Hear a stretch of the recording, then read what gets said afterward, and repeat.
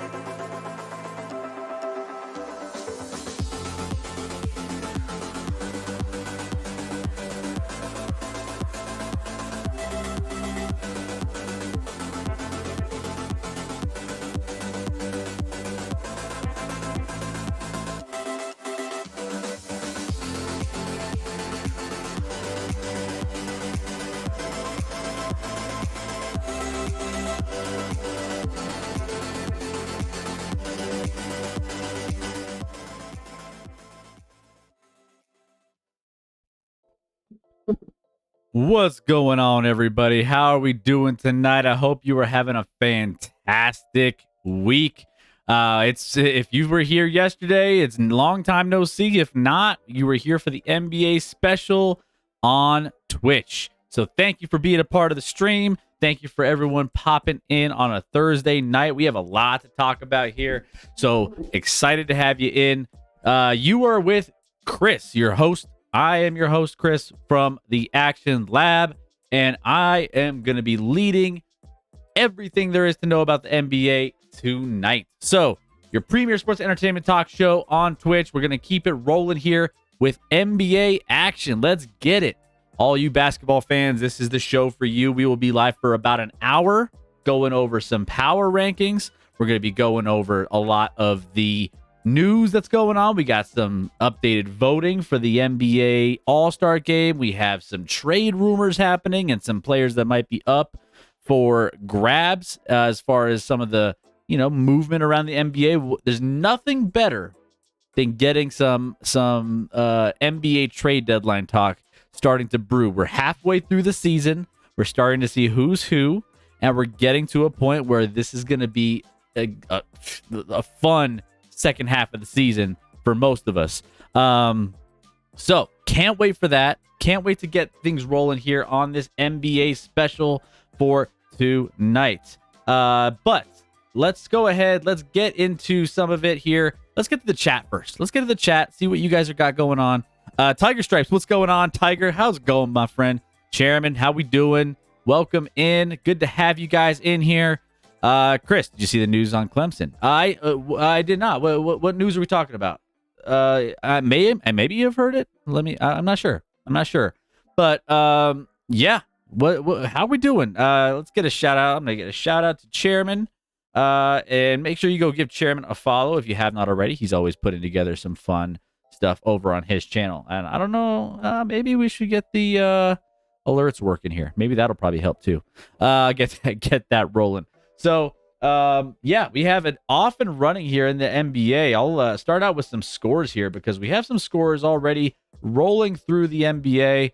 Currently, Boston up on the Brooklyn Nets. Brooklyn Nets going to be out with, we have some news that Kevin Durant's going to be out for a little bit. So, that's going to be a big hit to them if they can't keep track. I mean, honestly, the Brooklyn Nets, they've been playing some of the best basketball of anybody recently. So, the fact that he's going to be missing some time is probably not the best. But I will say, they've gotten themselves a nice little cushion there. I think they have a good enough team to keep afloat.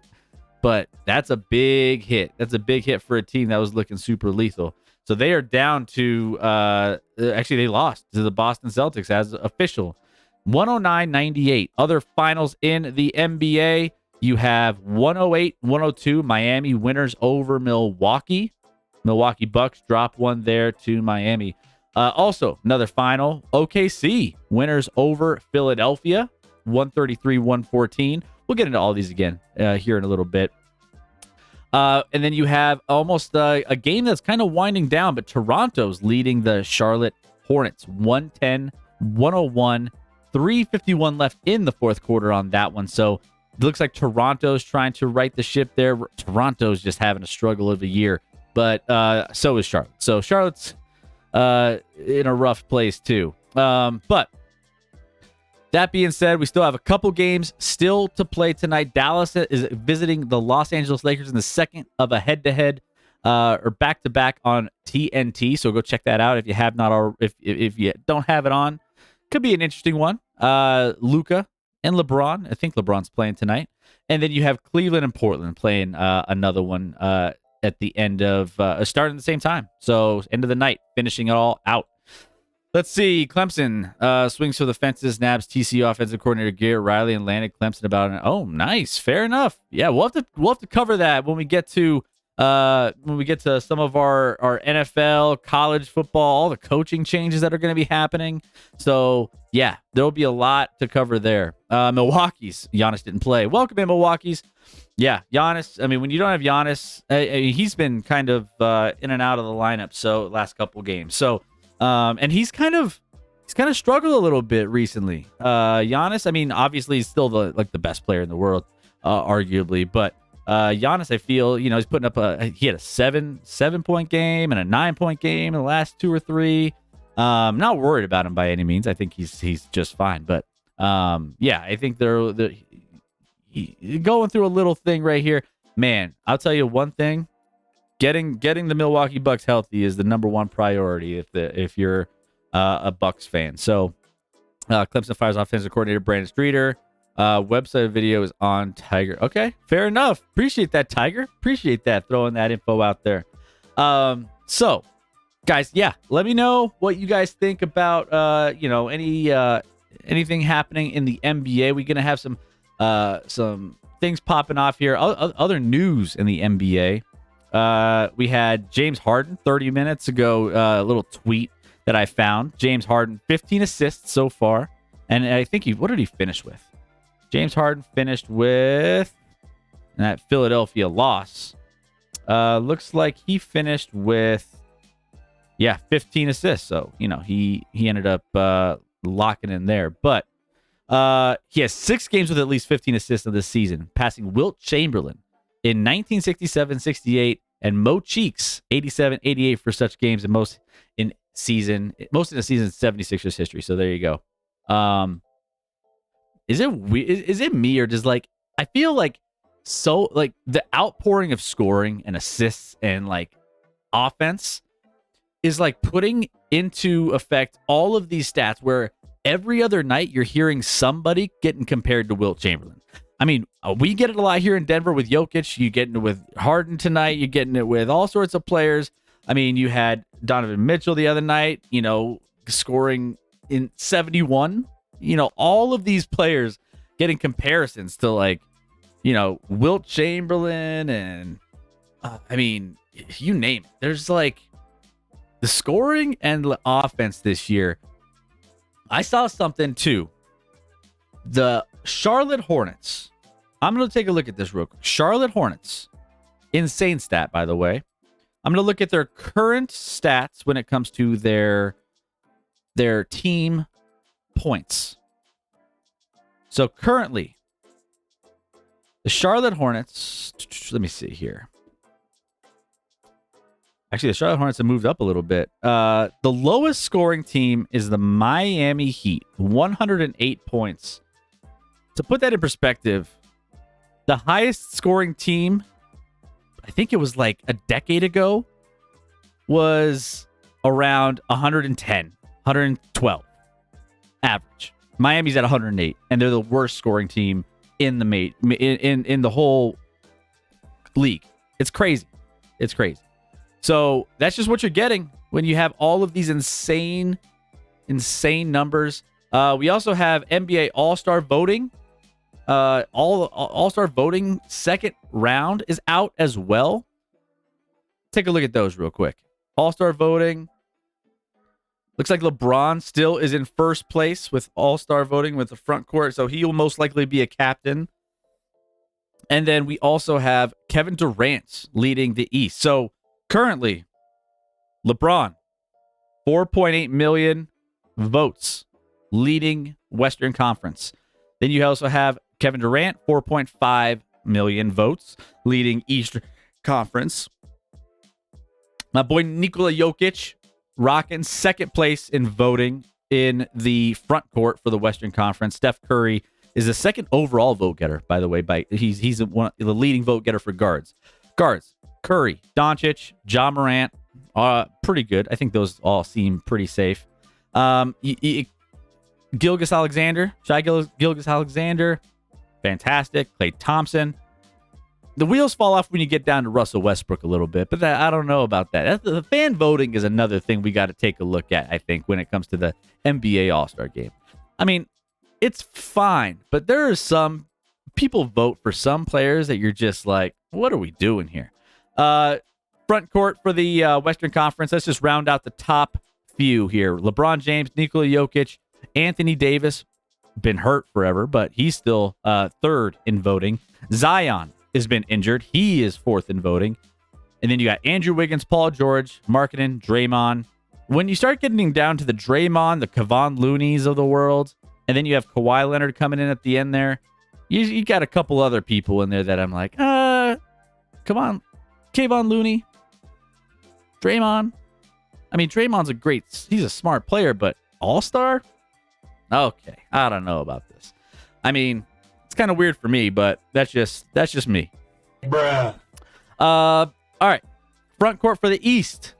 KD, Giannis, Jason Tatum, Joel Embiid, Butler, got Pascal Siakam, Kyle Kuzma, Paolo Banchero, Nick Claxton, and Julius Randle. Guards, Kyrie Irving, Donovan Mitchell, James Harden, Jaylen Brown, Trae Young, DeMar DeRozan. I don't think I have a problem with a lot of those. I feel like the East is looking a lot more buttoned up than the West, but the East, I think, has more quality teams in general over the course of this first half of the season. I mean, there's just a lot more to be excited about from the Eastern Conference. I feel like the Western Conference is a little more wide open. Outside of your top 3 or 4, it kind of falls off pretty drastically.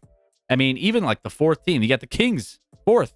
I mean, I don't know I love the Kings. They're a great story, but not sure I love them, when it comes to competing for an NBA championship. I don't think they're there yet. But, I mean, hey, I'm rooting for the Kings. Kangs, baby, says Ty. What's up, Ty? Hey, I love the Kings. I do. I have them. You might have a little surprise here in my power rankings. I feel like the power rankings are going to reflect, the Kings. There's a couple other surprise teams, a couple teams, one team that might surprise you as well. But we'll dive into that as we go on into the show. But want to kick off the show with, you getting into some of the trade rumors happening around the NBA. You're having a lot. We're getting closer. We're at that middle of the season, and we're starting to get different, reports on, who's going to potentially be moving, what's happening, who's available, and what teams might be looking for. Are you buyers at the deadline, or are you sellers? So we're going to dive into some of those on like who we think could be potential buyers and sellers, maybe some players that might be available, but it's going to be interesting to see some of the names and who might be going for them. So that being said, we'll dive into that here in a second. So let's go ahead. Let's dive in. Guys, if you're here for the first time, we are going to be doing this show every single Thursday for 1 hour, and we're going to it's a quick 1 hour NBA special. So make sure you guys get in on time. We're going to post this off, obviously, to YouTube and everything else, but join me in the Discord server. If you want to, we have all of our Action Lab stuff from our NFL and all the other stuff that we talk about on Wednesdays and Sundays. We're live Wednesday and Sunday are our staple premiere shows, and then we have our 1 hour special today every Thursday here in the Action Lab. So make sure you guys are hitting that follow button if you have not already. Hit that subscribe button if you haven't used your Twitch Prime sub of the month. Exclamation point Prime in the chat. There you go. I put it in there for you. Laker Nation in the house. Lakers, what are they going to do? What are they going to do? It sounds like you're holding on to Russ. Maybe holding on to Russ, keeping him around. What's up, Bongfoot? How we doing, my friend? Yeah, it's going to be interesting. I'm curious to see, how my Nuggets go about it. I don't think we need a lot. I don't think so, but it's going to be interesting to see if they make any moves. If anything, it would be some depth at, backup center position. But I don't know. We'll see. Keep Russ, free up payroll for next year. Yeah. Okay. Yeah, I see that. And, that's probably the smart move, and that's probably the route they're going with that. So it doesn't surprise me. And I think that is going to be something they'll most likely. It makes sense, right? I mean, why make, any drastic moves here? You're probably at this juncture not going to be competing for anything, big this season. So it's just prepping for next year and trying to maximize resources and trying to figure out what you can do. So, yeah. So we'll see what the Lakers end up doing, but it'll be interesting. All right. So let's dive in real quick. Some trade rumors. There's been some things. I mean, starting in January, one big name you see on the screen here, Cam Reddish. The number 10 pick in the 2019 draft. Obviously, he's kind of bounced a little bit. Hawks, Knicks now. But sounds like he is starting to get some teams that are interested in what he can bring. And honestly, I think he can help a team, but Bongfoot, try Cousins out. Yeah, I mean, Cousins, I think you could kick the tires on Cousins. I think he's still got a little bit. I mean, he's definitely not what he used to be. You're not expecting him to put out a ton of minutes by any means. He can, but it just kind of depends on how he's going to be utilized in that whole off. I think he's a nice piece. We saw it last year with Denver. He came in, he played the role. He knows how to be a team player, and I mean, when you get the ball to him, the thing with Cousins is, I feel like we saw this too. He's got kind of a reputation in the NBA, right?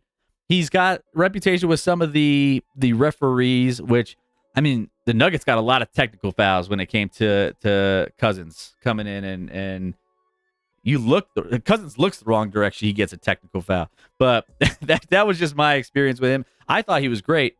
Jay Crowder will be a buck by the trade deadline. Jay Crowder's another one. I think Jay Crowder's going to be an interesting fit for, like, trying to, piece together maybe some last little, piece to a championship puzzle, maybe some, defense that he can bring to your team, maybe some energy off the bench. I think that he could be a nice little fit somewhere. But yeah, Jay Crowder, has a lot of reports. Milwaukee Bucks nearly acquired him from a report from Bleacher Report, but it didn't cross the finish line. So who knows? I think that he's still kind of on the radar of the Milwaukee Bucks, but the Warriors and the Heat and the Hawks, I think the Lakers too. Are supposedly interested in Jay Crowder. So there's some competition for him, and it's kind of interesting to see who might bring him in. I mean, the Warriors need some front court help. I think that Jay Crowder might fill. I mean, they need size. So I don't know. Jay Crowder can only do so much for you. I mean, they're still kind of small, but yeah, Jay Crowder's a name that's been popping up. Sixers dangling out Tobias Harris. Tobias Harris is another one that could be an interesting fit if the right team is looking for somebody to add. I think, that one is interesting. Signed a 5-year, $180 million contract to remain with Philadelphia in 2019, averaging 17 points, respectable 48.4% shooting from the field. Like, I think he can bring something. He is owed $36.7 million this year, though. So that is the thing that you got to kind of keep an eye on when it comes to your payroll. But I think he can be an immediate, for the right team, he could be an immediate impact. So the fact that the Sixers are putting him out there, trying to get something for him. So there you go. Ty, y'all signed him over me. Keep Russ. Who are you referring to, Ty? Who are you referring to? But yeah, so Tobias is out there. Pistons. It sounds like they have some interest in Bojan Bogdanovic. So there you go. That Pistons.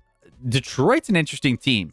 I think they're building a little bit more for the future, and they have, they're tanking a little bit this year. Obviously, they kind of, are on the downswing, trying to get a chance at Wembanyama in this draft coming up, because he's going to be absolutely insane. Victor is a stud coming out of the draft this year. So I think mixing a couple veteran players, I think that could be smart moving forward.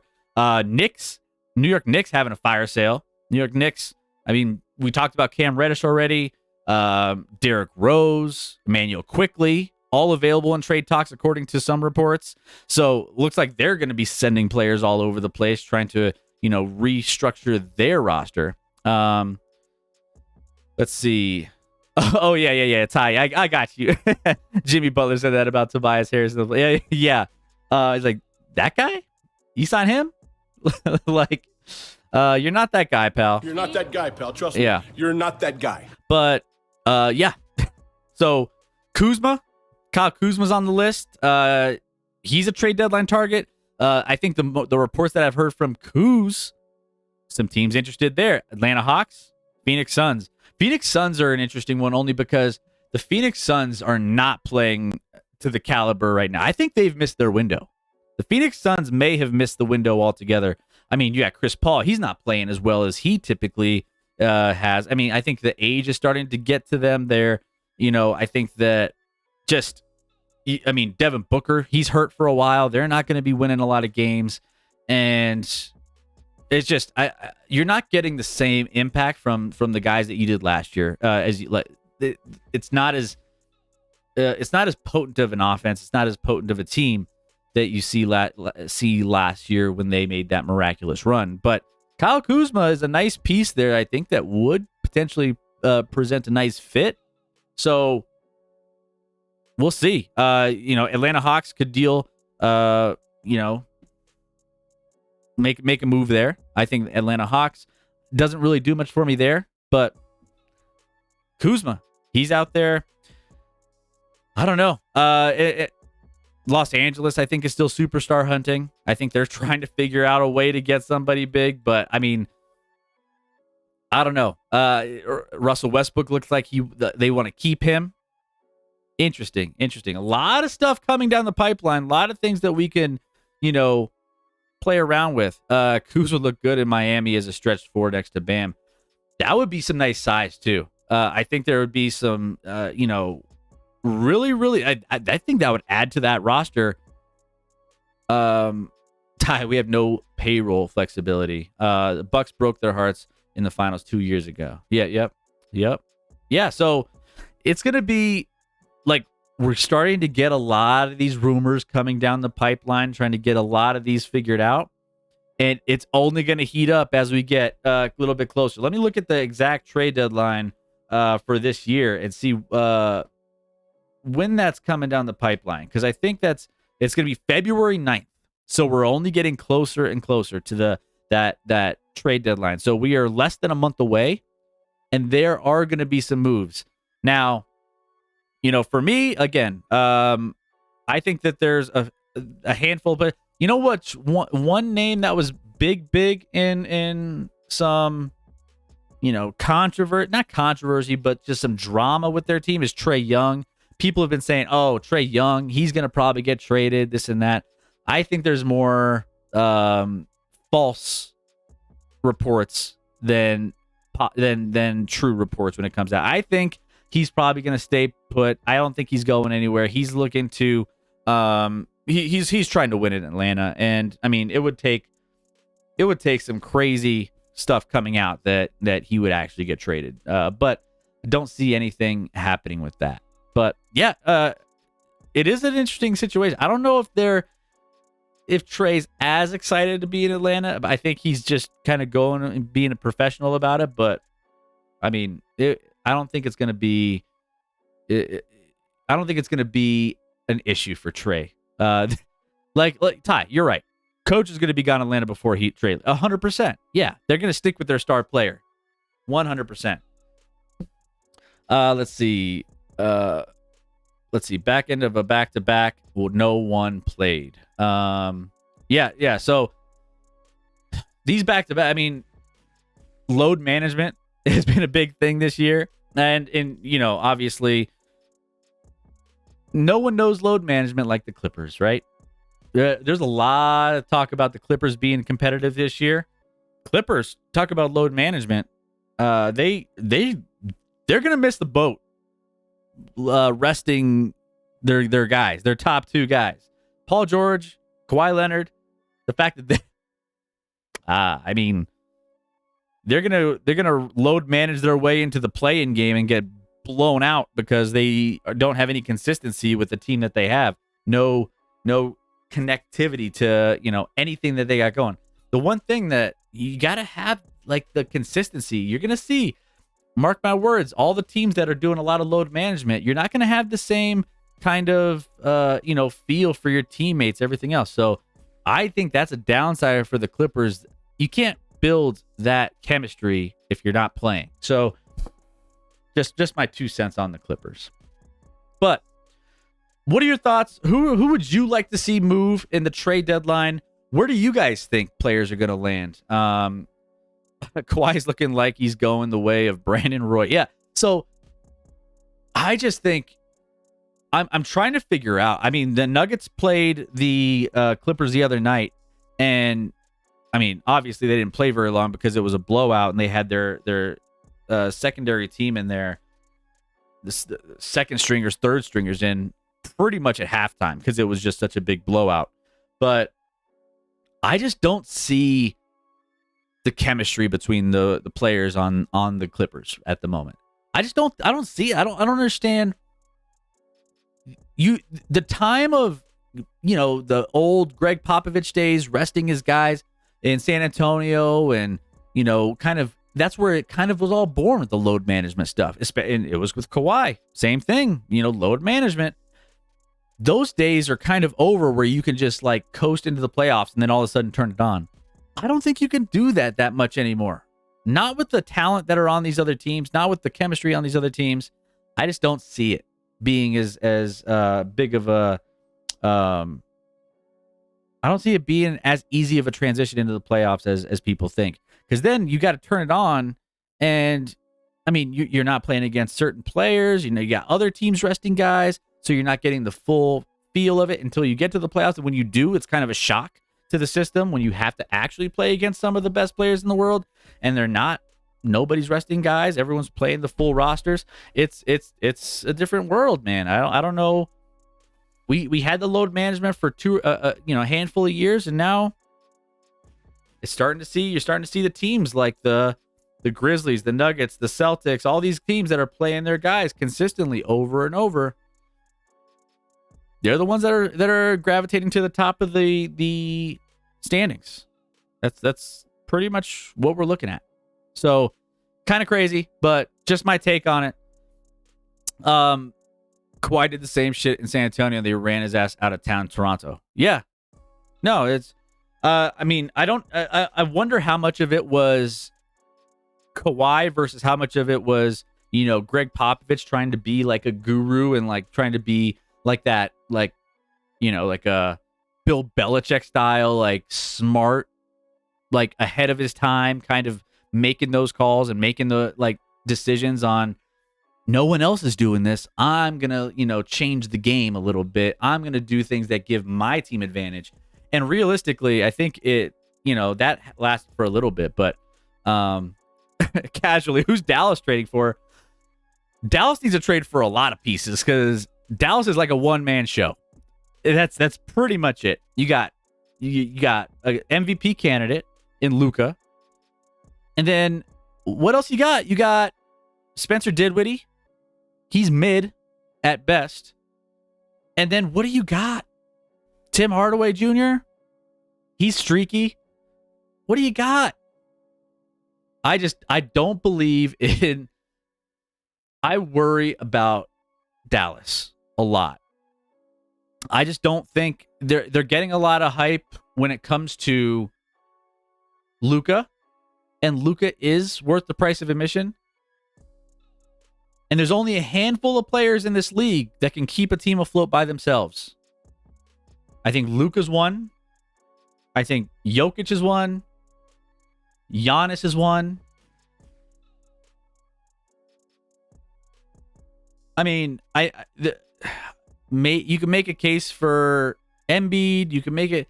Maybe you can make a case for I don't know, a couple other players in the NBA. Not too many, but you got to have some other guys on the roster though. That roster, you take Luka off that roster, that is probably a bottom 4 team in the West. Probably. Like, I just don't see them being very good. It's not a good roster. Luka can put it up though. I think he's going to be fried and burnt out and exhausted at the end of the season of carrying this team. So, who wants to play with Luka? Go, dude. It has the ball in his hands. Whole 24-second shot clock. And that's another thing too. I mean, you need to give him the ball, and I just don't know if Luka trusts anybody around him. Honestly, I mean, if you're looking around and you have guys like Tim Hardaway Jr. and you have guys like Spencer Dinwiddie who can be streaky guys, and you dish out the ball to them consistently, and they just, they're having an off night. Who else are you going to give the ball to that you trust? Right?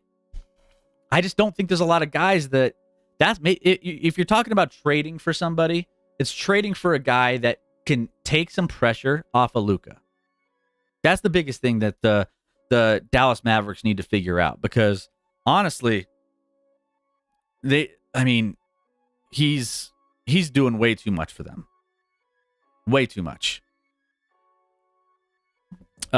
He's shown that he could play alongside Brunson Dinwiddie last year, so I think that's somewhat overblown. Brunson's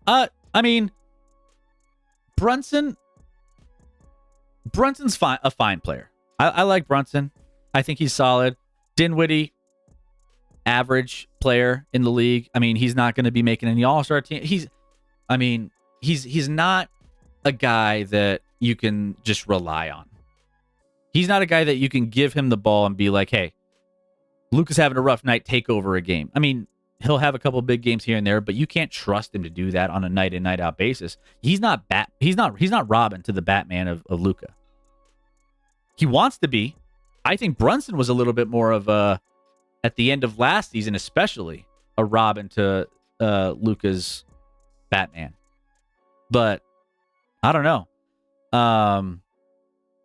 So we'll see. We'll see what the Mavs do. I think the Mavs are going to be trying to be buyers at trade deadline, but I'm not 100% sure. Mark Cuban, he wants to make something happen. He's trying to figure out what he needs to do. If you're looking at the standings right now, they're still fifth in the West, 23-19, losers of 2 straight. But look at this. Look at what they have done in the last 4. They've lost 3 of their last 4. They've lost to the Celtics, they've lost to the Thunder, and they lost to the Clippers. Clippers aren't a very good team right now. Not with the chemistry issues that they have. You got and all the load management. Thunder, they're kind of they're a nice young team. They're not supposed to win anything at this point. Celtics are a strong team, but so you had that long winning streak for Dallas. 1, 2, 3, 4, 5, 6, 7. It was like a 7-game winning streak. They beat. Listen to this gauntlet. The Rockets, nope. The Spurs, nope. 2 worst teams in the division. 2 worst teams in the NBA. Rockets again. Oh, we just said the Rockets, right? The Knicks. Knicks are in a free fall. They're selling at the trade deadline. Lakers, they're not it. Rockets, again. Beat the Rockets again. And Timberwolves. And they split with the Timberwolves. That was their 7-game win streak. I think you got to look at some of these and be like, all right, they can do this against some of these bad teams, but then the Celtics roll into town and beat them by 100. Like, those are the things, those are the games that, call out to me that not quite what I'm looking for from my Dallas Mavericks. But the crazy part is they add a couple pieces around Luka. I think they're a way better team. Way better team. So, yeah. We'll see. Again, we're going to get into the trade deadline here in less than a month. That is going to be like Christmas Day all over again because of all of the fun things that we see, all the shifting around. The league is so open. I mean, what's great about the league nowadays is that you have so many teams with an all-star on them, or with a superstar on them, or with a star player, which is something that is really refreshing. Each team has their guys that just seems like they really are trying to. There's a lot more parity. There's a lot more players staying in like smaller markets and trying to build something, and buying into the these rosters, and it's good. It's good to have this. I'm not expecting overachievement in the playoffs this year, but the second in command does need to be addressed. That or a number of playmaking defensive specialists. Yeah, I agreed. Perhaps a way of creating a similar 2011 roster. Yeah, I think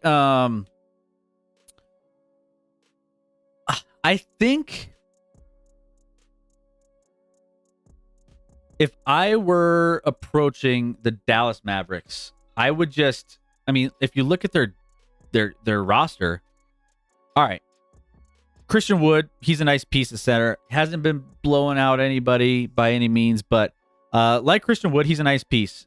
Finney Smith, he's kind of in there with Spencer Dinwiddie and Tim Hardaway. Like they're mid players that you can't always rely on to give you output. But there's nothing on the bench. Reggie Bullock coming off the bench. Dwight Powell, center. Frank Nicotella, Nicotina. No. Josh Green is okay, but he's a young kid. There's nothing that excites me about this roster, honestly. I just think that they just need to give Luka some help, and it's gonna come down to a point where if they don't, Luka's not gonna be super happy about it. I feel like he's got that kind of ego where he's like, "Give me some help, man. I can't do this all on my own." I think he's even said in press conferences similar, like, I got to take over games, and it's what we have to work with. I would love to see what Damian Lillard could be not in Portland. Well, now he's got a massive contract, right? So, I think he's still, if you get the right superstars in the mix and like blockbuster trades, maybe. But Damian Lillard, he's committing to Portland. He's committing to Portland. And I just think that I just don't think he wants to go anywhere else. He got paid. He's excited to be there. And that was one of the weird ones, because you figure also old Bradley Beal, Washington. That was another one that was like, oh, he's committing to staying in Washington. Interesting. I would have loved to see him. Portland needs to blow up and go with the youth movement. Yeah, Portland, they're not doing anything anytime soon. Obviously, Lillard, they have, some pieces. They have a matchup against Cleveland tonight. They're playing Cleveland right now as we speak. They're up 21-18 over Cleveland. But, I like a few of the pieces of of Portland. Some of their pieces. They got Lillard, Jeremy Grant. I love Josh Hart a lot. Anthony Simons is solid. Nurkic.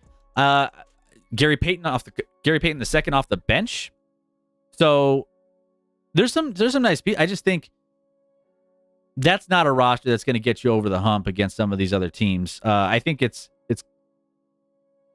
a middle of the road roster. I don't think it's a bad roster. I think that. If I'm looking at that, I would take that over the Dallas roster at the moment. But obviously, Luka's the best player on either team. So, yeah. DeRandom, is Rec here so we can start the stream? Rec is not here, from what it sounds like. So, but yeah. Simon Sharp. Yep. What else? Jalen Hardy is promising, but needs development minutes. But yes, screams mid. Geez, I wonder why. No wonder I like them so much. Hey, knowing the Dallas Mavericks are not far off, they just got to make a couple of tweaks. I think who said Porzingis? Could have used Porzingis right now. Man, Porzingis is another one. He's kind of he has been in that range of like, kind of that same Anthony Davis style of like, you just don't know what you're going to get out of him when he plays, and he's healthy and when he's on point, he's incredible. Now, I'm not. AD is a much better player than he is, but he's in that same category of if you're getting, you could get something great out of Kristaps Porzingis if you know he's going to be on the court, if you know he's going to be consistent. So, yeah, it's kind of one of those things. You just, it's a gamble. It's a gamble, 100%. But look out for the trade deadline coming up. Less than a month. It's going to be fast and furious. I'm telling you. I don't think, again, my Nuggets are going to make any moves. I don't think they need to. Again, they're pretty stacked. They're pretty deep. If anything, a backup center, they would have to probably get rid of DeAndre Jordan to get somebody in, and they already have DeAndre Jordan. I don't know if they trust him as much. I mean, when he gets on, he doesn't provide anything offensive. He's just pretty much, any backup center in Denver is going to only be pretty much a breather for Nikola Jokic. That's pretty much it. Porzingis is best at playing in the system, is better than Wood. Wood so far isn't that far off on offense, just has been more of it. Yeah, 100%. Yeah. I mean, availability is some of the best ability. Is that the term? I don't even know if that's the term. We'll make it a term. There you go. I'd like to see John Collins go somewhere. John Collins' name has been mentioned in some of those trade rumors. I think John Collins, he was kind of in the mix for potentially being in that.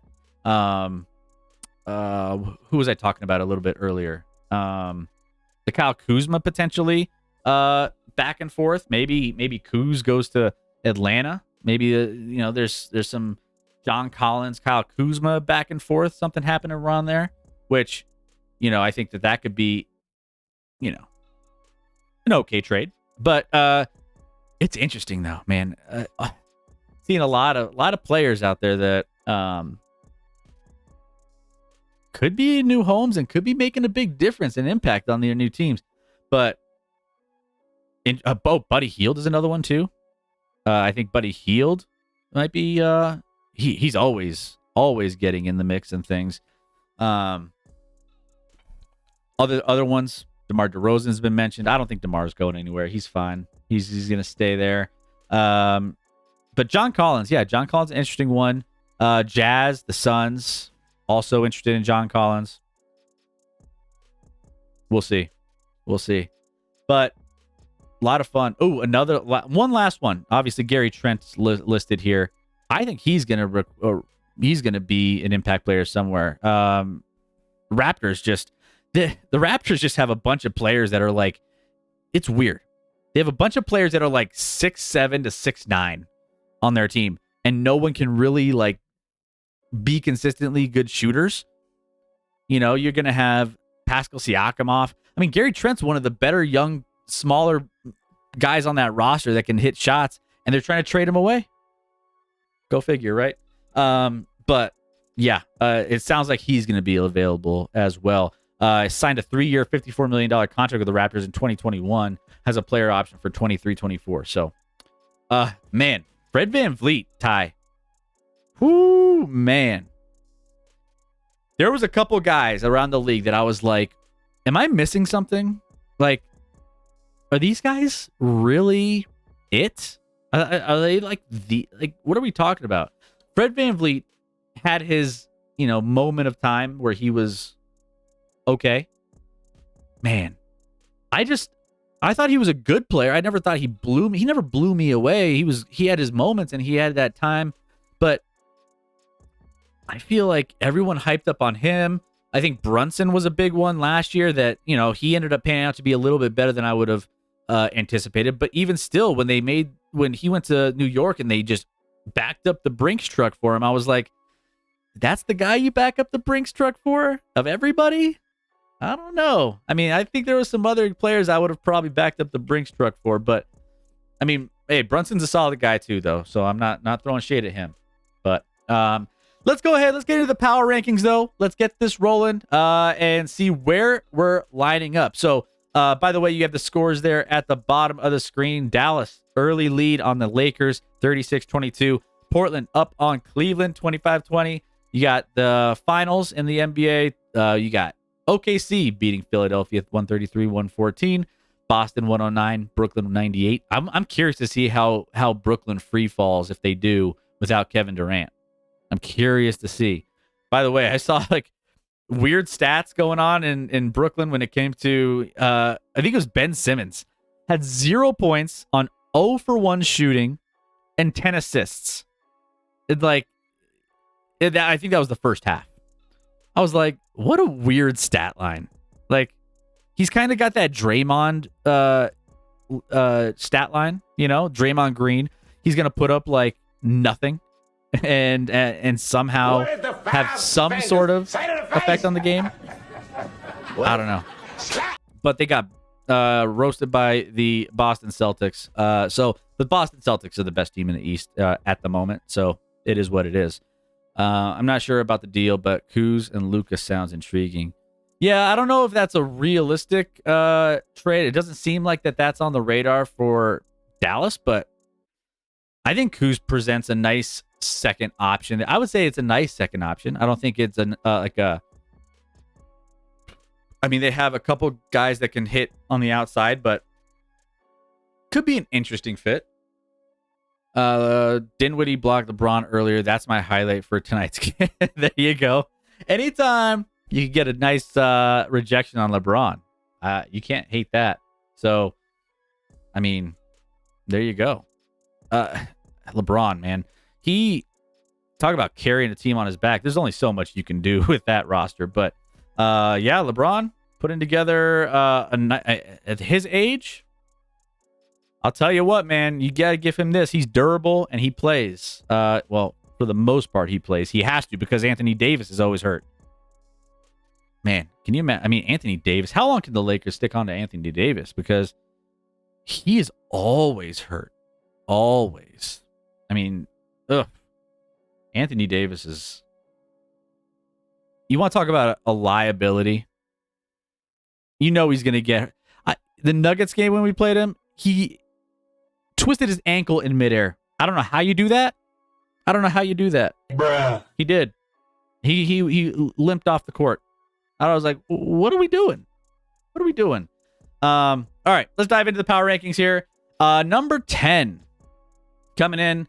I got the Kings. Kings here. I think the Kings are in, I like their roster. They've been playing some good basketball. Domantas Sabonis he should be. We were talking about All-Star voting. The fact that Domantas Sabonis is not in the All-Star voting and you have Kayvon Looney in there and some of these, and Draymond in there, and you don't have Sabonis in there, blows my mind. I mean, I'm a Gonzaga guy. My wife went to Gonzaga, so I'm a Gonzaga fan. Love Sabonis. The fact that this is why All-Star voting needs to be adjusted somehow. I get it's fun for the fans, but put my man in your All-Star voting ballots. He deserves it, and he is absolutely crushing. He's got the Kings first in the Pacific Division. Love this roster too, by the way. I mean, this roster, you got some young players, you got some veterans, they got a nice little mix, they got some depth. I think they have a nice little lineup. Now, they have struggled a little bit in the last couple weeks, or this last week, they lost to the Lakers and the Hawks, not great losses. And then you have wins against some weak Magic and Rockets teams. So, for that, they lost to the Grizzlies recently. They beat the Jazz. So, I just think that they're kind of, doing what they need to do. But I like their roster. If you're looking at the rest of this division, Clippers still trying to get some chemistry put together for them. Phoenix, their window, I think, is closing, if not already closed. Golden State will make a run now that Steph Curry's back. I mean, the fact that Steph Curry, Klay Thompson, all those boys are Jordan Poole, those guys are going to start to make a run. You want to talk about somebody making a team making a trade at the deadline is maybe Golden State. If they get a nice, solid push in their front court, as far as getting in, some bigs that can, affect the game, get in the paint, play some defense on one end, and get in the paint on the front court. I mean, I love Golden State to start climbing this ladder. I could see Golden State overtaking Phoenix, LA Clippers, and potentially Sacramento. But right now, they're still trying to get back in the swing of things with Steph Curry. So yeah, we'll see what happens with them. But Sacramento Kings, I just think are a team that, I mean, they're fourth. They're a nice surprise team. They're a fun team to, keep tabs on in the West. And hey, they're lighting the beam quite a bit. Kings offense has been able to make up for their shaky defense. And besides Jokic, Sabonis is the only other player in the top 19, both rebounds and assists. He's a double-double machine and leads the leagues in double-double. So, I love what they're doing, and I think that, they'll be good surprise team here down the stretch. Next up, the Pacers. Indiana Pacers. Now, I kind of like what they're doing here. Indiana Pacers have a lot to be excited about because they're playing some good ball.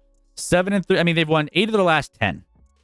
Now, they're knocking on the door. They're right behind New York. I think they're going to be, starting to get a little bit better. They've been going guard heavy in their lineups recently, which has been a success. They've been playing really, really good basketball, again, getting some wins against some solid teams.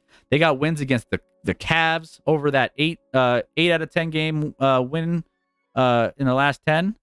Wins over the Cavs, wins over the Clippers, wins over the Blazers, the Raptors and Hawks. They got some wins over the Heat and Celtics before that. So I like what the Pacers are doing. Halliburton is playing out of his mind. Love what Halliburton's doing, but he's out at least 2 weeks. So, we'll have to keep an eye on him. And, that kind of makes their lineup a little bit smaller.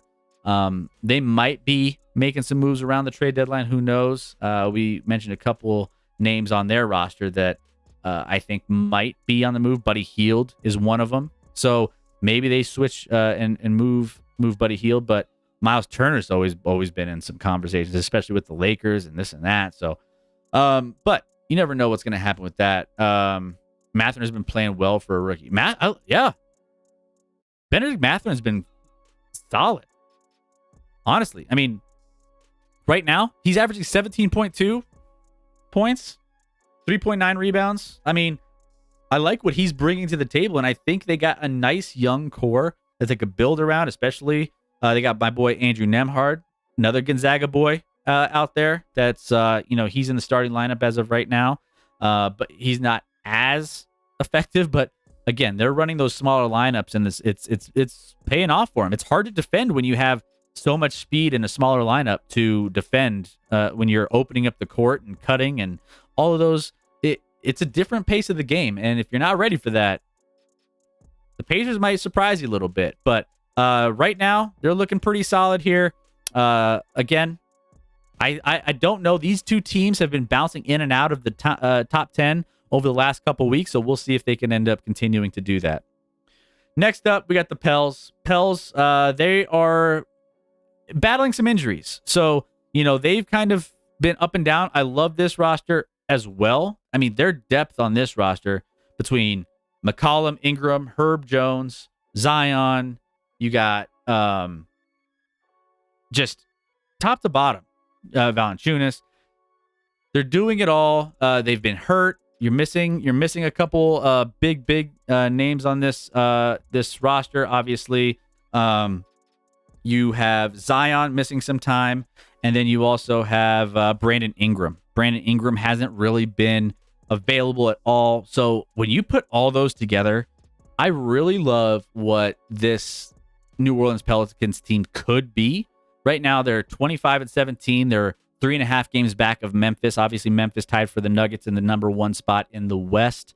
So, they most recently dropped the game to the Celtics, losing by about 11 on that one. But other than that, really think that the New Orleans Pelicans will, if they get healthy at the right time, could be good for the playoffs, and they would be a scary team to face in the playoffs. What's up, Deacol? How we doing? Welcome in. Good to have you.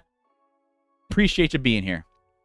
Next up, we have Philadelphia 76ers. They are getting a little bit healthier as the weeks go on. They are 25-16, 5 games back of the Boston Celtics in the East. 6-4 out of the last 10, losing to the Thunder, but sweeping the baseball series against the Pistons. So other than that, they were winners of 5 of their last 6 previously to the before that loss to the Thunder. So only losing to the Bulls. They beat the Thunder, the Pelicans, the Pacers, all pretty solid teams along their schedule when they were getting those wins. So like what they're doing here, I think that, you have Joel Embiid here banged up a little bit. They'll give him some rest if they need. James Harden is playing actually some of the better basketball we've seen.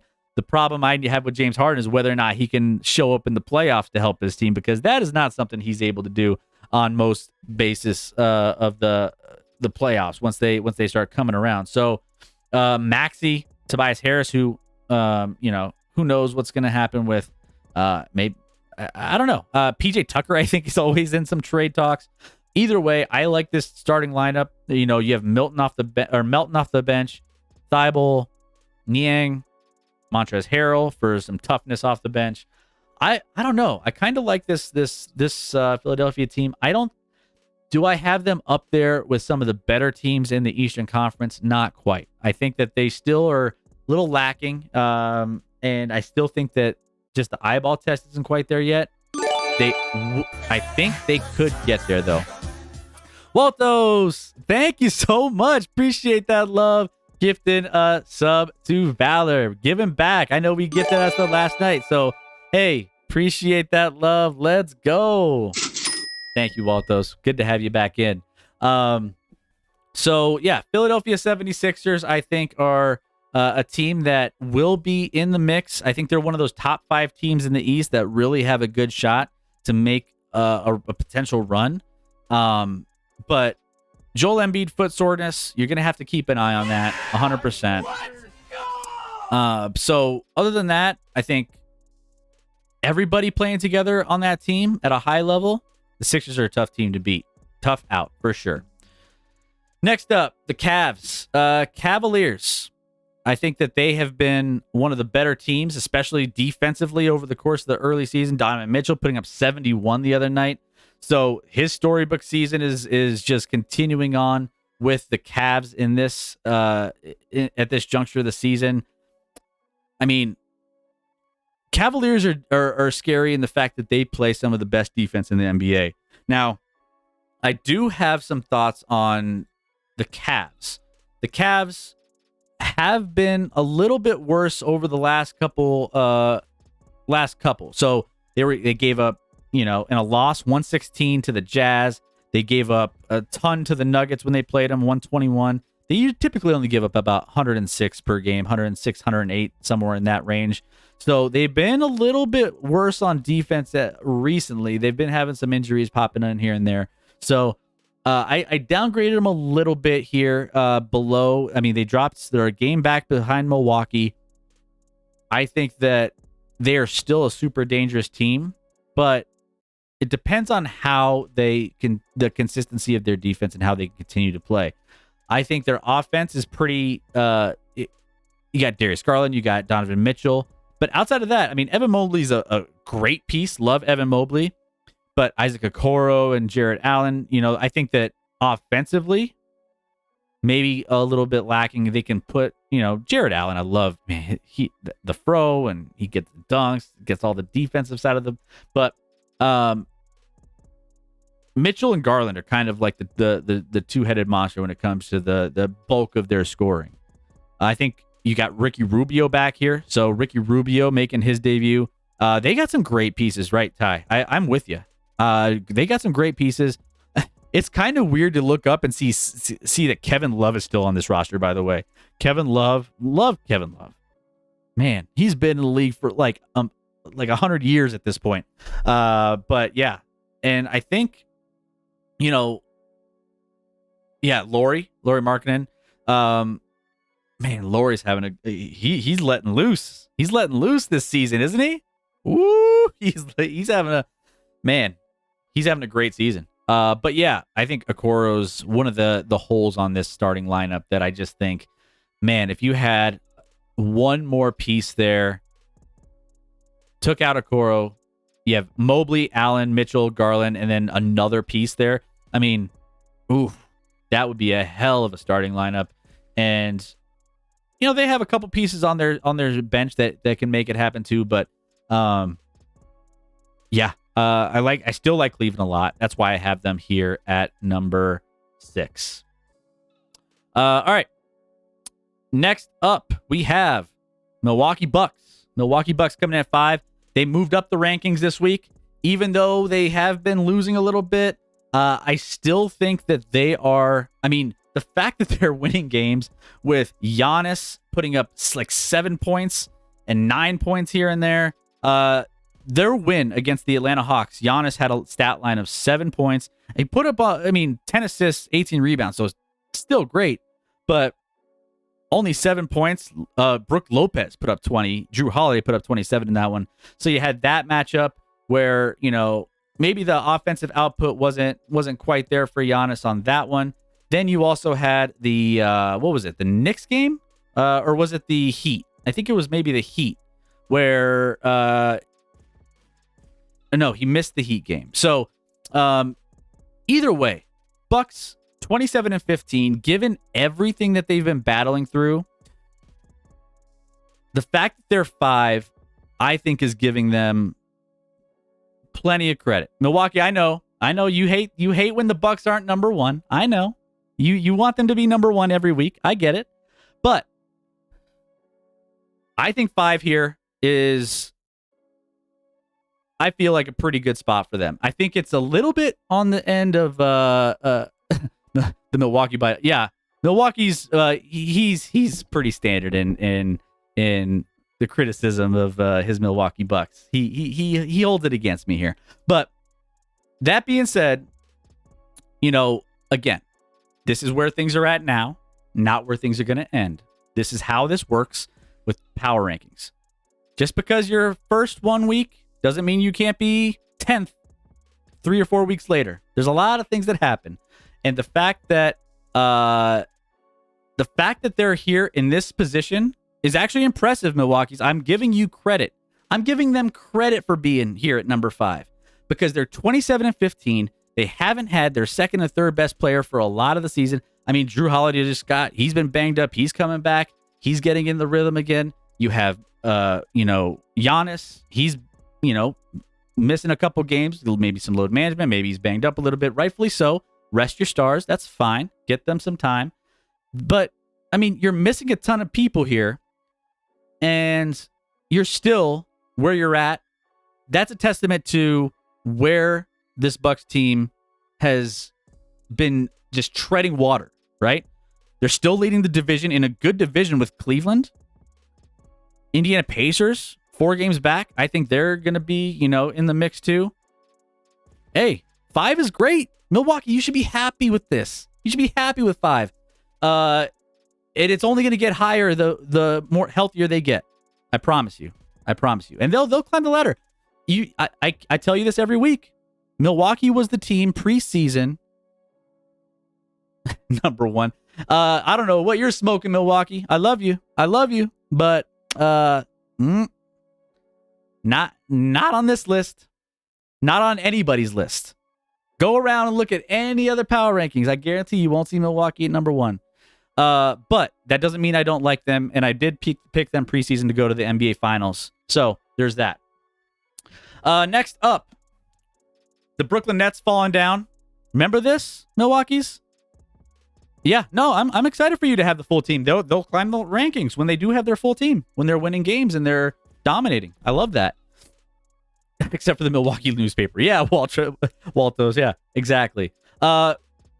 Milwaukee's, remember when I had the Nets number 1? Look at how far they've dropped. They might drop more. They lost KD. KD's out for a little bit.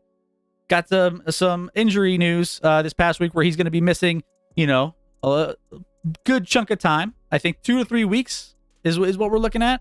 And that affects the rankings. I don't care if they've won 10 of 11 games. I don't care. I mean, they're going to be up here. They're still on the top 4.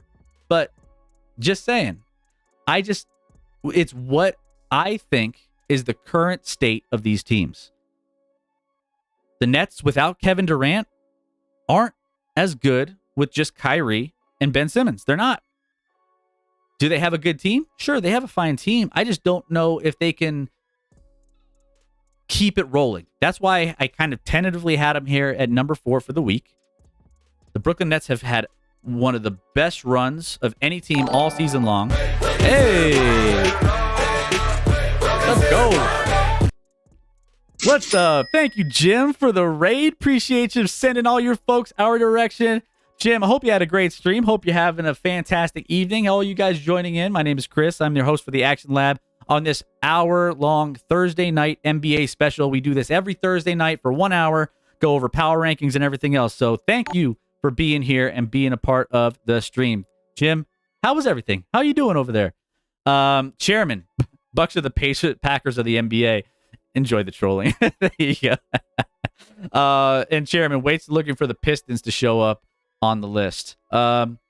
Maybe they might be a little bit higher. What's up, Chris? How we doing? Raid. That's right. Welcome in. Let me give a shout out to Jim.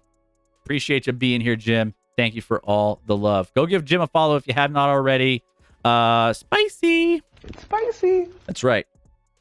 Gosh, that's the best sound drop. What's up, Jim? How we doing, my friend?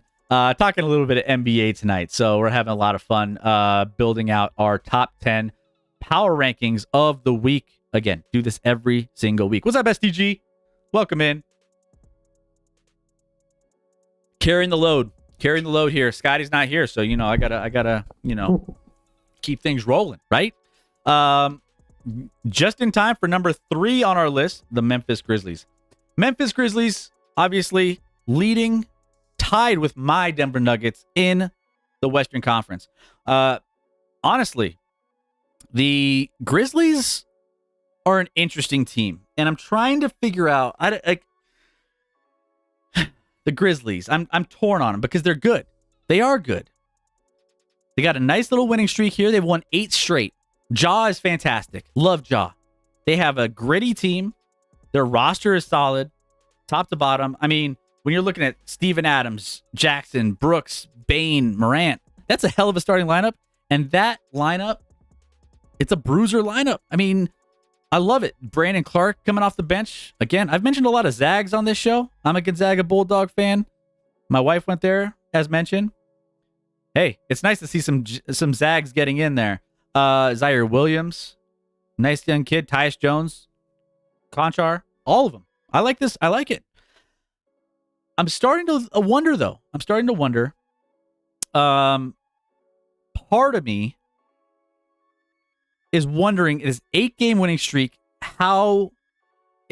you play the roster that's in front of you. You do. I'm looking at their roster, and they should be beating these teams.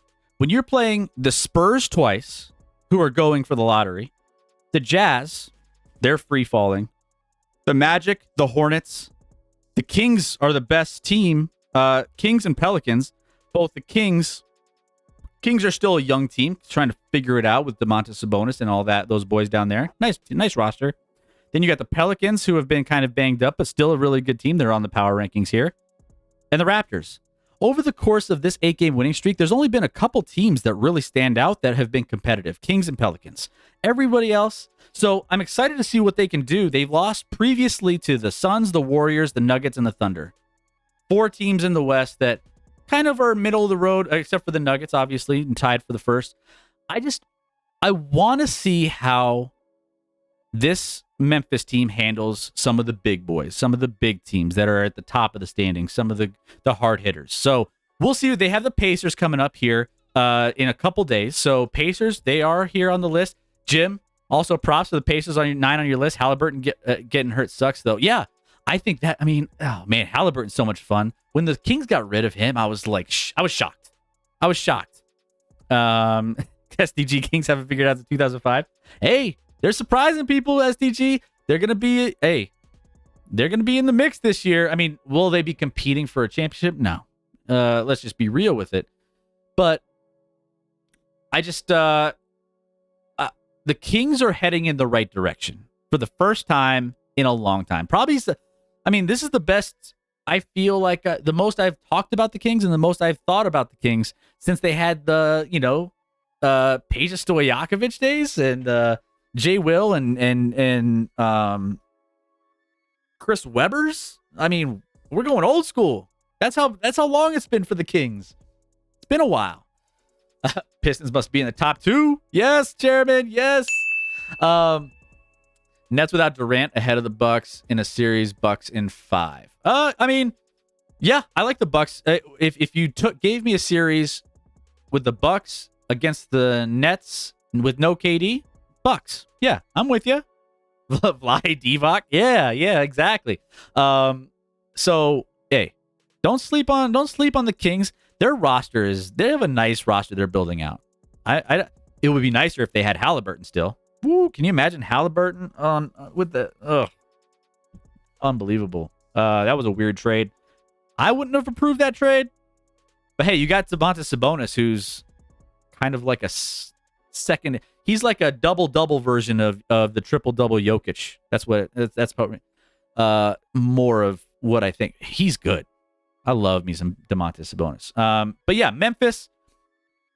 I love Memphis here. That's why they're number 3. I want to see him play some bigger competition. So that's just me.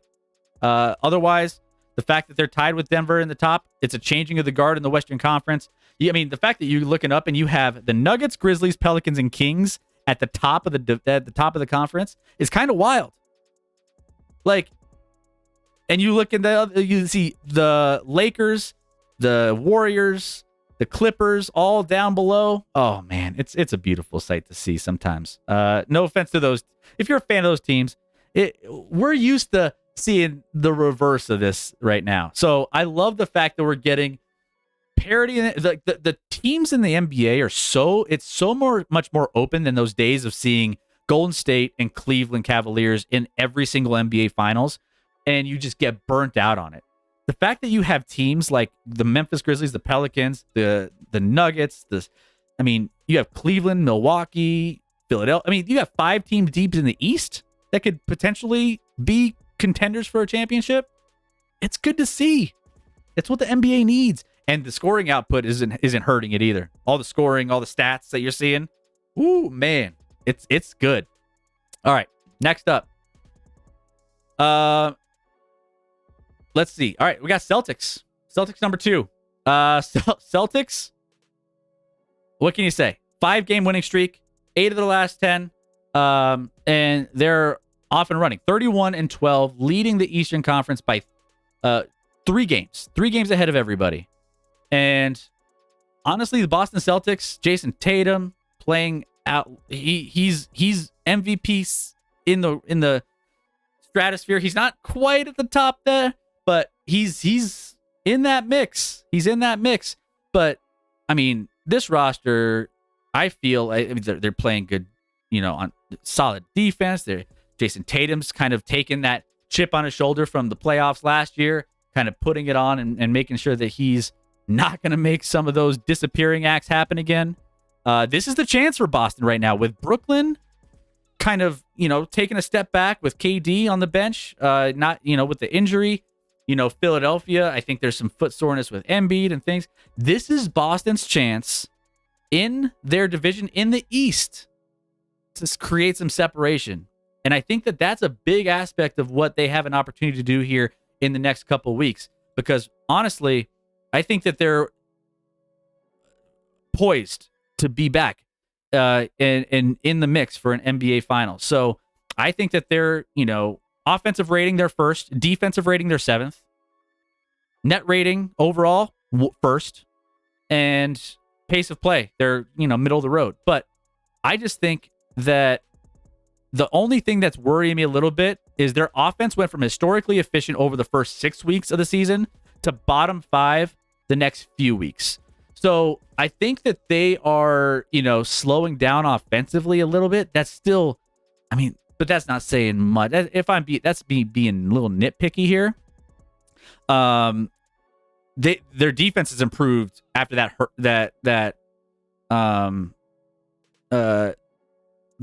game. I think it was Oklahoma City. They put up 150 or something crazy on them. 20th ranked offense. There was some blips along that where I was like, oh, okay, what are we seeing with Boston? Is it just a blip? It was just a blip. And Boston is still good. They're still going to be a top team in the East. And I just think that overall, they're a scary team, regardless. They're at the number one for a reason, and they're going to be good. Can't wait for the day OKC does something with all the picks they have. Ty, it's interesting. They're in an interesting situation only because they obviously it's a good problem to have, but you know, if they've been drafting well. I mean, you still got Chet Holmgren that is missing a whole season, another Gonzaga Bulldog. How many Gonzaga Bulldogs we could talk about tonight? All of them, I guess. So Roger. But they have, I mean, it's interesting because you have a wealth of talent of youth. You can't pay everybody, which means you can piece together some trade packages, get some veterans in. Because, I mean, you can build teams with young kids and stuff, but at some point you have to shift because you can't pay high contracts to literally every single good rookie that you wouldn't have enough money to pay everybody. So being able to, they have money to spend as well. True. It's true. But I think that mixing in as you start building a core around 3 or 4 young guys, whether that's Chet, whether that's whoever, you find your 2 or 3 guys, you pay them. Then you start working in, some role players, and you get in some nice, solid veterans as well to kind of mix in. Maybe some, I think that they have the flexibility moving forward all the time. All the time. Where's Rec when you need him? Yeah. Rec, we need you. I don't know where he's at. Ping him in the Discord. Tell him to wake up. That's what you need to do. If you're not in the Discord, guys, join the Discord. It's right there in the chat. Make sure you join. Hit that follow button if you have not already. If you're new to the channel, make sure you join in and be a part of the stream, be a part of the Discord. We're always talking sports. We are live every Wednesday and Sunday talking NFL and all other sports topics. So make sure those are our big, 2, 3, 4 hour flagship shows. Excuse me. So make sure you go join in on those. Otherwise, this is a fairly new show. If you know people that love the NBA and love talking basketball, NBA is one of my first loves. I grew up going to games, Nuggets games, going to, all games all over the country and having fun watching NBA. I'm a big NBA fanatic, so this is kind of a show that's close to my heart. We want to get more NBA people in here, fans of the NBA, talking hoops. So make sure you go and share this with people that you think would enjoy all the content we have here on Thursday nights. All right. So that being said, we are a little over our hour, but let's get to the number one team. And let's just, I don't know. I sometimes I feel like how Scott feels about his Chiefs, and I feel like I'm that about the Nuggets. Denver Nuggets come in here at number one, and I know I'm a Nuggets fan. I get it. I know that I have a bias towards the Denver Nuggets, but it's easy to have a bias when a team is number one or number 2 rating offense, and they're only getting better defensively. Over the last 6 games of the season, not only have the Nuggets been one of the best offensive teams in the entire NBA, but they've also been doing it on the defensive side. Their defensive rating is 114, ranked 23rd. But over their last 6, they've only been giving up 106. Nuggets are balling. And they've gotten a lot. So basically, they got the tough road trip out of their schedule. And they did that early on in the season. They have one of the best home records in all of the NBA, along with the Memphis Grizzlies. And they've been playing lights out. They've been putting away teams by double digits on a nightly basis. Some of the games that they were losing and letting slip away they're not doing that anymore. And this is a change. Like there are some people out there that are experts in NBA, top analysts that are like, hey, this is the one year I think the Nuggets have a chance. And it's because Nikola Jokic has help. He's going for his 3rd MVP. He doesn't want it, which is crazy. And he's probably going to like stumble into like, top 2 or 3 in voting when it comes to the end of the season because of where he has the Denver Nuggets. The MPJ, you're asking, Ty. MPJ's been playing solid. I mean, he's been, he's underratedly a pretty good defensive player, but he's hitting threes pretty consistently. And I mean, the Nuggets are the top 3-point shooting team percentage-wise, top percentage shooting team in the NBA. They've just been doing everything you need to do. They've been doing it on the defensive side as well. They've won 4 straight. They're tied with the Memphis Grizzlies for the best in the West, and they have an 8.5 game lead in their own division. From the fact that Nikola Jokic does not need to do it all gives him the freedom and opens up the court to do what he needs to do. If they double him, he gets everyone else involved. If they don't double him, he gets his. He takes what the game gives him. And that's what's scary about this Nuggets team this year. Chris is to the Nuggets as Scotty is to the Chiefs. Yeah, probably. True. They just beat the Nets tonight. Boss. What's up, Boss Hogs? Celtics. Yeah, Celtics beat the Nets. No KD. I was talking about that a little bit, but still, I mean, you got to put away a team that's and create that separation, right? That now's their chance to do that in the East with a couple teams being injured with some of their top players. Nicola Ballin, top 3 worst fast food chains. Worst? Oof. I'd have to think about that. Like places I never go. I'll think about that. Maybe I get in we get that on our big stream so that we can see what everyone's saying. We can have some polls up. It also helps the Nuggets when they're 11 the last 15 games they've played at home. Yeah, they've been doing what they need to do at home. They're a great home. It's a true home court advantage. We saw that on the TNT special where, they interview a couple of the guys and they're like, yeah, it's hard playing. Doesn't matter how long you've been in the league, the altitude gets you. So, I mean, it's a thing. You take advantage of home court. They haven't done that as frequently in the past, and they've kind of lost some gimme games to some double-digit. That's one of their trends, and they've been kicking that trend this year, losing to double-digit dogs at home against the home crowd. But they're beating some of the best teams in the NBA. They have wins over this last streak of they've only lost 2 in their last, I think, 16. 2 of the last 16 they've lost. And one of which was a back-to-back on the road with the Kings. So get that. And that was only by 1 point. But they've beaten the Clippers, the Cavs, the Suns, the Clippers, again, coming up this week. The Grizzlies, the Celtics, the Heat are playing good basketball. The Trailblazers aren't an easy team. They're kind of a tougher team here and there. So my criticism for the Memphis Grizzlies is the fact that over the course of their winning streak, they haven't really played a ton of good teams.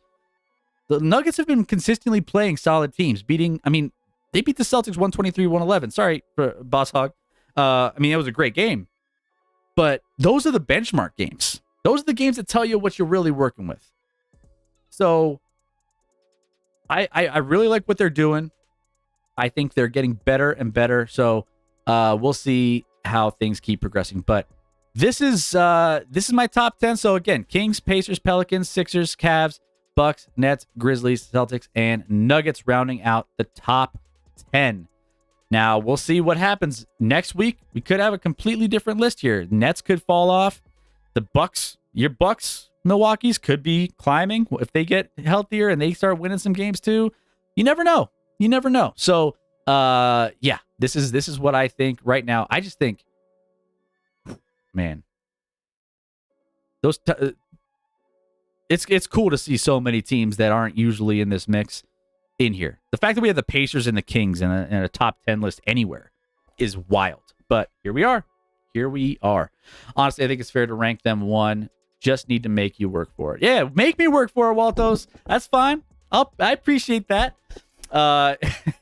And you know what? And I have a thing. I have a deal with the wifey that if the Nuggets make it to a deciding game in the NBA Finals at any point, that there's a chance. Well, not chance. I still need to talk to her about it, but she knows that I'm going to be going to those closeout games, regardless of where they are.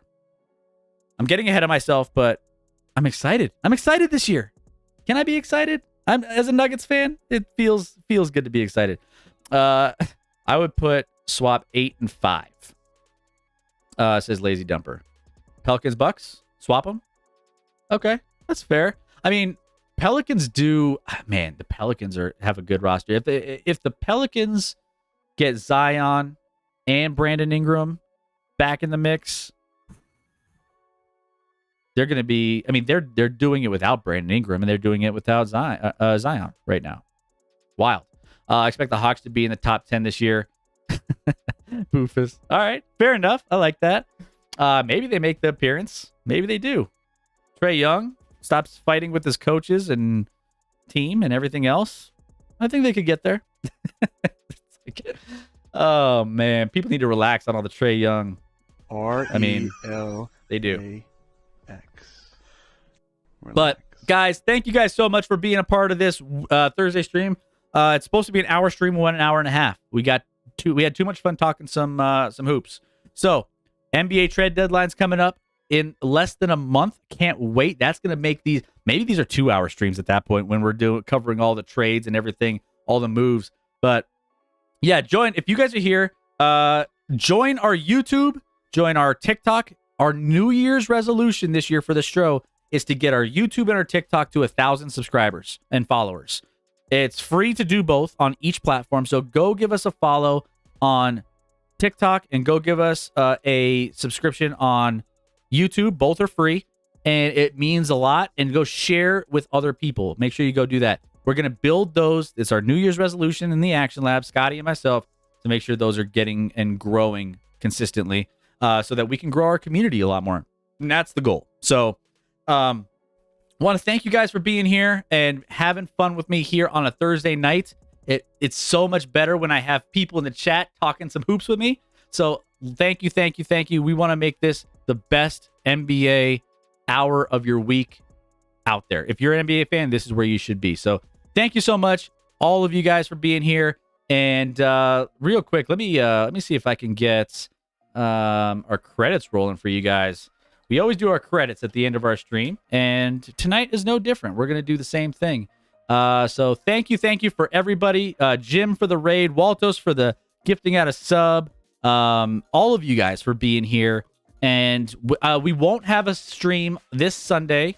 So for all of you guys who are, always here for the Action Lab, we are not going to be live this Sunday. Just keep that in mind. I am traveling, as Diacola mentioned. Lazy Number, thank you so much for subbing on YouTube. That means a lot. Every little bit helps. Ty, especially, yeah, thank you for throwing that out there in the Discord. Thank you guys all for being here, participating. It means, of all the ways you could support the channel, honestly, it's just you being here and having fun with us, talking in this chat. So, thank you guys so much. I'm going to see if there's anybody else we can raid. We typically don't ever have a lot of folks that we can raid, but let me see who we got here. We have Shotmaster and Roshocker, both sports guys. Roshocker's a Raiders fan. Shop is he does the NFL, he does some NBA. Let me go ahead. I might send you over to Shotmaster. Shotmaster's a great guy, and he is always doing some fun stuff. He's playing some Madden right now. If you guys love Madden, go give him some love anyway. All right, there we go. Raid a sports card store. Man, those sports card breaks are crazy. By the way, I buy sports cards all the time, and I don't do any of the stuff like breaking on stream or anything. But I mean, I think I've heard recently that some of those are kind of rigged, especially the big ones, like the backyard breaks. I've heard that is kind of a thing. Thanks for the show, making me want to get back into watching the NBA. Chairman, I'm telling you, your Detroit Pistons, depending on what happens in the draft, either way, you have a building team. Don't sleep on your Detroit Pistons. I'm telling you, that's an up and coming team in the East. Especially if they get Victor Wembanyama or whatever his name is. Layton Sports Card seems legit. Backyard breaks is trash. Yeah, I heard some things about backyard breaks where they just plant cards, or like they know. It's weird. I don't know. Like, or there was something that was like the probability of them to open that many rare cards is statistically impossible. Someone did the math on it based off of like how many they would need to open and how many they. Something's fishy with it. Either way, go give Shotmaster some love. Thank you so much for being here, guys. It means a lot. You guys are incredible. I watched some of the game the other night, and I didn't even recognize the uniforms for them or San Antonio. So ugly. Fair enough. Yeah, it's. I mean, some of those unis, some of them are off. But all right, guys, we will see you back here in the Action Lab next Wednesday after all of the NFL action is concluded for the Wild Card Weekend. So make sure you join us next Wednesday. We'll break down what happened in Wild Card Weekend. We'll break down all of the things happening in divisional rounds. So make sure you are there. San Antonio is wearing teal. Yeah, they have those weird like city uniforms. Some of them are rough. Some of them are not good. It's rough. But love you guys. Go be good to each other. Life's too short. You hear all these things of, bad things happening out there. Go, live in the moment a little bit and go be a good person to somebody else without expecting anything in return. Like that's all we ask between now and next Wednesday.